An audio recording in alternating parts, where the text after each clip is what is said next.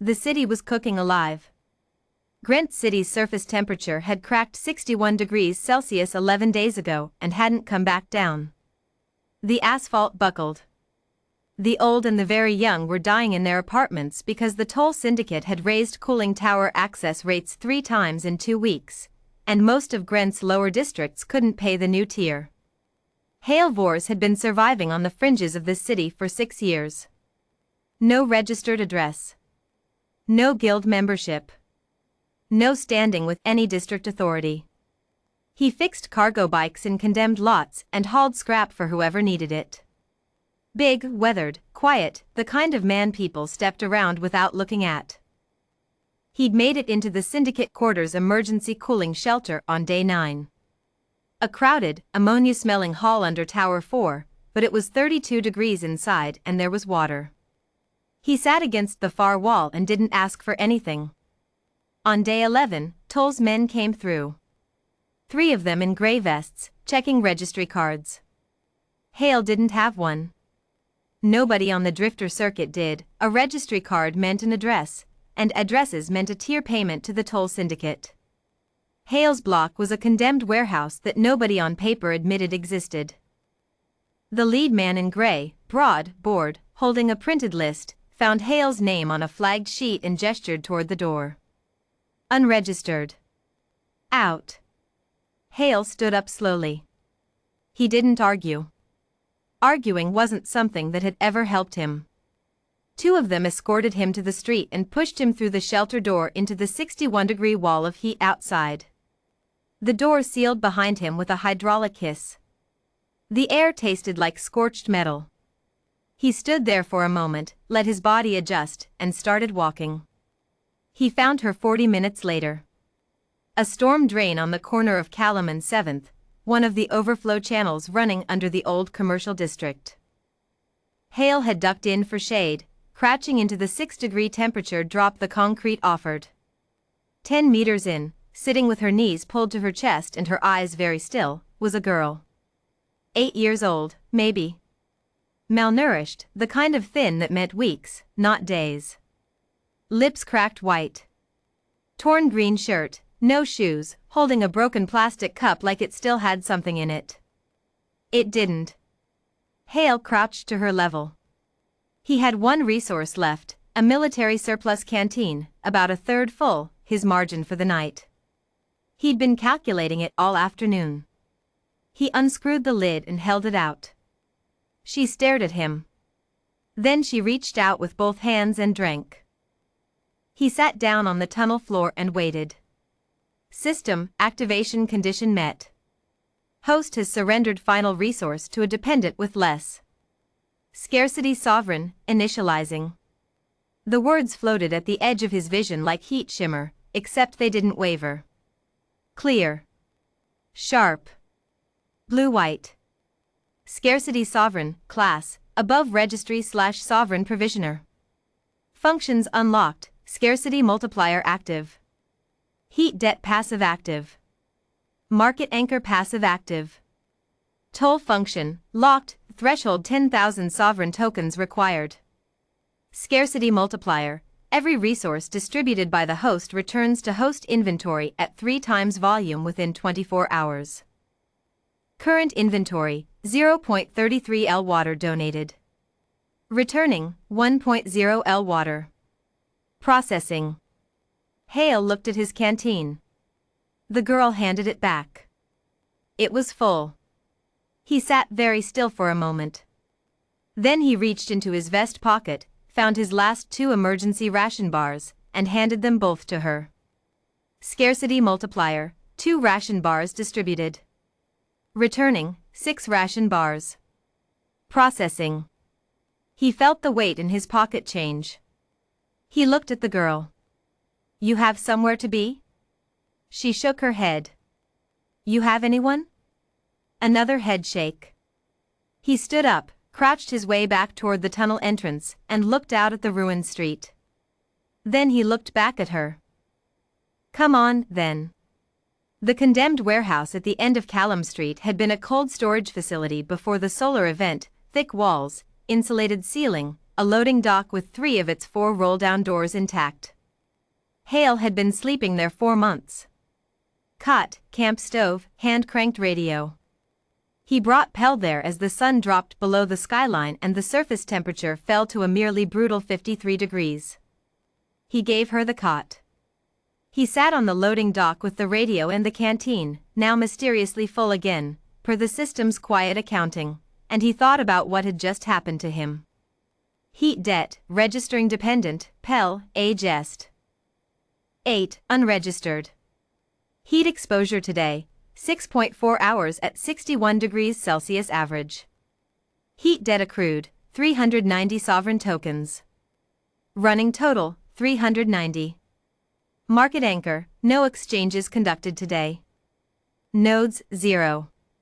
He set the canteen down. He said, very quietly, what do I do with 10,000 tokens? Toll function, strips any privately held essential utility from owner to sovereign control. Coolant infrastructure, water mains, distribution lines. Permanent. Irreversible. He sat with that for a long time. Then he stood up, walked to the warehouse door, and looked out at the dark street. 3 figures were sheltering under the overhang of the building across the way, an old man, a woman, and someone Hale couldn't quite make out. He went back inside, picked up the canteen and 2 of the 6 ration bars that had reappeared in his pocket, walked across the street, and handed them over without saying anything. Scarcity multiplier, 1.0 L water distributed, 2 ration bars distributed. Returning, 3.0 L water, 6 ration bars. Processing. Market anchor, exchange conducted at Callum/7th. Node established, passive compound rate, 1.04 times per 24 hours. Nodes, 1. He was back on the loading dock when the system settled the return. He looked at what was in his hands. Then he looked at the warehouse behind him. The next morning, he propped the loading dock doors open. It started slow. Word on the drifter circuit moved the way it always did, careful, sideways, through 4 people before it reached you. By the end of day 2, there were 11 people sitting in the cool shadow of the warehouse. Hale gave them all water and food. Every time he gave something away, it came back triple. Heat debt, 11 dependents registered. Running total, 4,340 sovereign tokens. Market anchor, 6 nodes established. Compound rate compounding. By day 7, there were 300 people. Hale had scavenged every piece of scrap pipe in the district and rigged a shade canopy across the loading yard. He found 3 broken water pumps in the condemned blocks and fixed them, and the scarcity multiplier turned a cracked mains trickle into 300 liters cycling per hour. 4 water stations, a food line, a shaded rest area for children and the elderly. He didn't appoint himself anything. He set it up and went back to fixing whatever was broken next. Pell followed him everywhere with a red plastic cup she'd found, refilling it at the stations and handing it to whoever looked worst. She didn't talk much either. They were well matched. Heat debt, 312 dependents. Running total, 41,880 sovereign tokens. Market anchor, 23 nodes. Compound rate, 1.04 carat 23 above baseline. Hale read the numbers every morning and didn't say anything about them to anyone. On day 14, Toll's men came back. Not to drag anyone out this time. They came in a city vehicle with a district compliance logo on the door, and their supervisor, a thin man with a clipboard and sweat stains, told Hale the warehouse was condemned, the occupation was unauthorized. The water tapping was in violation of District Resource Ordinance 7 through 14, and that if Hale didn't clear the site within 48 hours, the toll syndicate would exercise its right to seal the main and file for demolition. Hale listened to all of this. He was sitting on a crate eating. He didn't stop eating. When the supervisor finished, Hale said, "You have 300 people here. Where do you want them to go?" The supervisor looked at his clipboard. He looked at the 300 people. He went back to his vehicle and drove away. The demolition order never came. On day 30, Hale's compound covered 6 condemned blocks. He'd acquired the buildings for nothing. No one wanted condemned property in a heat collapse, and the system's compounding trade nodes had generated a surplus he turned back into materials and 2 large shade frame rigs built from salvage. 4,200 people registered as dependents. Tower 4 was visible from the compound's east edge, its fee access gates still locked to anyone who couldn't pay Tier 2. Hale watched people who couldn't afford the towers walk to the compound instead. He watched the heat debt counter climb. Heat debt running total, 3,240,000 sovereign tokens. Toll function, 32.4% of threshold reached. On day 47, Marin Toll made his first public statement about the compound. He gave it from a climate-controlled press room inside Tower 1's administration level. He called the compound an unauthorized resource interference operation and said it was destabilizing the district's pricing equilibrium. He announced a 40% surcharge on all toll-adjacent distribution lines, which meant the cracked main feeding Hale's water stations. The surcharge didn't work. The system just gave back triple whatever the surcharge cost. Toll raised the general cooling access rate 400% on day 63.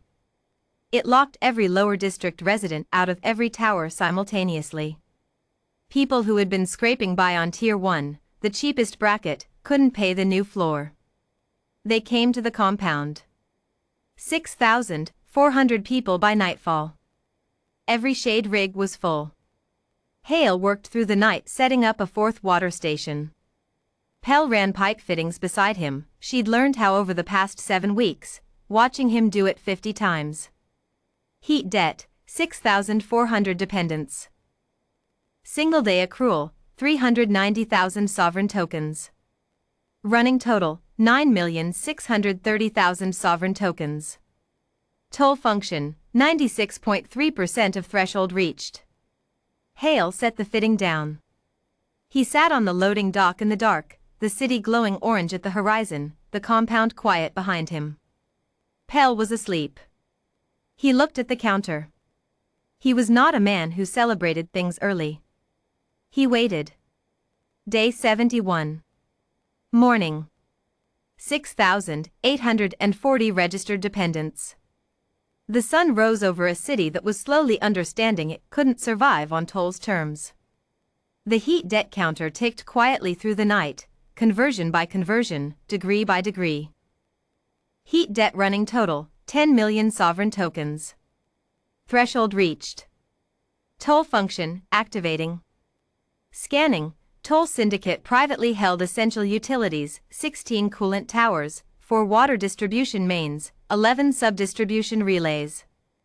Classification, essential infrastructure under heat emergency provision. Initiating transfer, all 16 coolant towers, 4 water mains, 11 relays, reclassifying from Toll Syndicate private holding to sovereign provisioner control. Transfer, permanent. Irreversible. Transfer complete. Tower 1 through 16, sovereign provisioner. Water mains 1 through 4, sovereign provisioner. Sub-relays 1 through 11, sovereign provisioner. Class designation confirmed, above registry/sovereign provisioner, Hale Vors. No higher classification exists in current registry. Nothing dramatic happened to announce it. No explosion. No fanfare. In Tower 1's administration level, every access terminal reclassified simultaneously. In Tower 4's control room, the operator on duty looked at his screen and then looked at it again. In the city's district administrative board, which had been in emergency session for 19 straight days, sweating through collapsed cooling in their own offices, an alert came through that none of them had a Category 4. They called the Toll Syndicate's head office. Head office didn't answer, because head office was busy. Marin Toll arrived at the compound's main gate at 10 in the morning. He came in a city vehicle, which was the wrong move, 3 of his staff and a legal advisor, pulling up to a loading dock where 400 people were queued for the morning water distribution. He got out in a pressed shirt that was already showing dark patches at the collar, and he looked around the compound, the shade rigs, the water stations, the organized food line, the children sitting in the cool shadow of the old warehouse walls, with the expression of a man doing very rapid arithmetic. Hale was sitting on a crate near the dock, eating a meal Pell had put together from the morning supply run. He looked up. He looked at Toll. He set his spoon down. Toll walked over. His legal advisor hovered 2 steps behind him. "I want to discuss a renegotiation," Toll said. Hale looked at him for a moment. The same way he'd looked at the supervisor on day 14, calm, flat, not hostile. Just present. "Sit down," Hale said. Toll sat on the crate across from him. "The towers are mine now," Hale said. "That's not the negotiation. The negotiation is the terms under which you keep your name off anything going forward." Toll's legal advisor started to speak. Hale looked at him, and the advisor stopped. "Full distribution access," Hale said. "Every district. No pricing tiers. Cooling access is not a tier product anymore, it's a baseline. The city administrative board will administer distribution on those terms. The Toll name comes off every tower, every main, every relay. Your family retains the underlying property stakes, that's not my concern. But operational control is done." Toll was very still. "If you disagree," Hale said, "the board has the transfer documents. They'll proceed without your signature." I included that option to be polite. Pell appeared at Hale's elbow and set a cup of water on the crate in front of Toll. Toll looked at the cup. He looked at the girl who had placed it there, small, watchful, wearing a green shirt that was less torn than the one she'd arrived in. He looked back at Hale. He picked up the cup. He drank. Then he took the document his legal advisor had been told to prepare on the drive over. They had not expected this to be the outcome, but the advisor had been thorough, and he signed it. Hale took the document. He didn't look at it immediately. He picked his spoon back up. "You can use the East Water Station while you're here," he said. "It's free." Toll stood up. His advisor gathered the copies. They walked back to the vehicle, and the vehicle left. Hale finished his meal. Beside him, Pell refilled her cup from the canteen on the crate, the same battered aluminum canteen, 6 weeks older and still inexplicably full, and watched the morning distribution line move forward in the cool shadow of the compound's shade rigs. Tower 4 was still visible over the east wall. Its gates were open now. Had been for 11 minutes. People were walking through them. Hale set the spoon down, picked up the document, and read it through once. Then he folded it, put it in his vest pocket, and stood up. There was a water pump on the south side that had been running at reduced flow for 3 days. He went to fix it. Pell followed him, carrying the cup.